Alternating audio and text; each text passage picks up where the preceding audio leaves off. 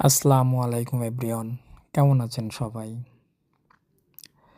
সমুদ্রের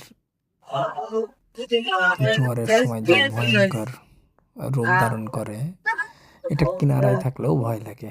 এত জোরে জোরে স্রোত, ঢেউ,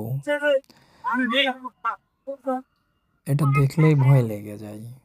আমি কিন্তু একেবারে কিনারায়, বাট অনেক জোরে সাউন্ড করে যখন ঢেউগুলো আসতেছে, ভয় লাগতেছে নিজের কাছে। একেবারে নিজেকে ভিজায় দিয়ে চলে যায় এরা। আর পানিতে ঢাকা থাকে তো, যার কারণে ভয়টা বেশিই লাগে। এই জায়গাগুলো খুবই রিস্ক, সাবধানে থাকতে হবে। পিছল থাকে অনেক, পড়ে যাওয়ার সম্ভাবনা থাকে। বাট এগুলো এনজয় করি, মজা লাগে।